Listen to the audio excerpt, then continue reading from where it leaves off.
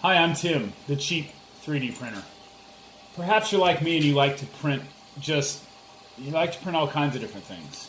As an example, I've printed out a bunch of these. These are little torpedoes for our pool.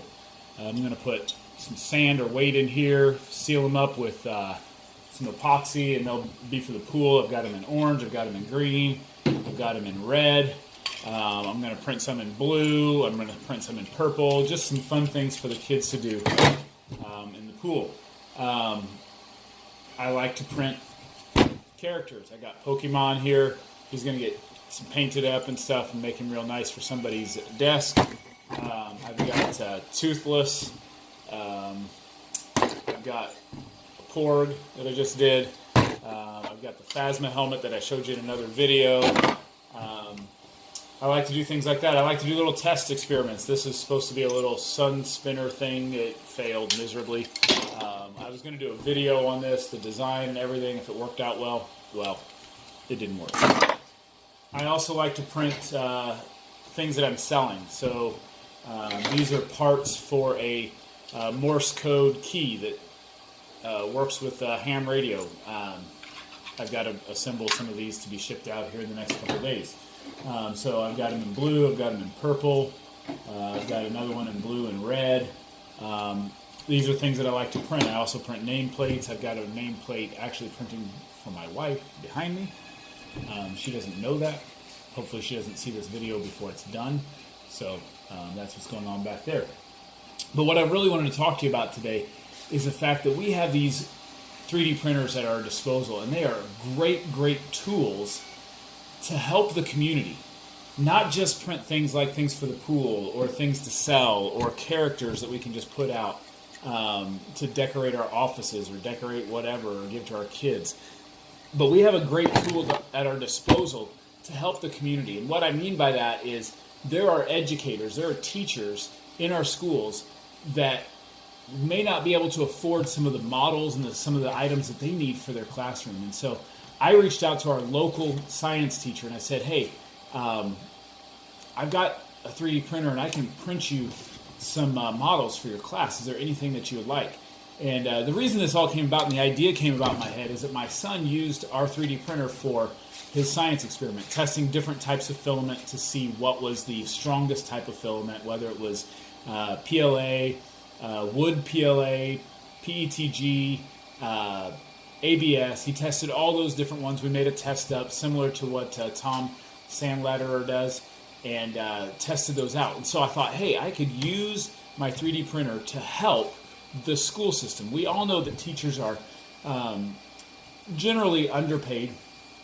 They have to spend a lot of their own funds and their own finances in order to equip their classroom because there's not enough funds for education. So I thought, what could I do that wouldn't cost me a lot but would be able to give back to the school system and be able to help them? So like I said, I reached out to the science teacher. I said, what would you like?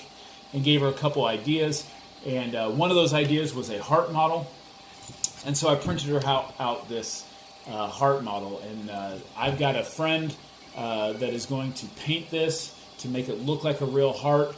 And we're going to gift this to her. This will be the first one that we do. I'm also probably going to do a DNA double helix and some other items for her classroom, so she doesn't have to spend her money out for the classroom. This didn't cost that much.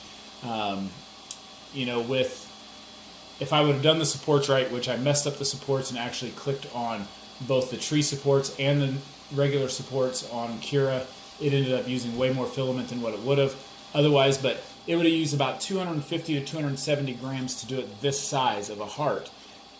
A roll of filament's $20. So for $5, I was able to print this for her. This model, now granted, this one doesn't disassemble. It doesn't do, anything except for her to be able to say, this is, a heart. These are the main arteries. This is But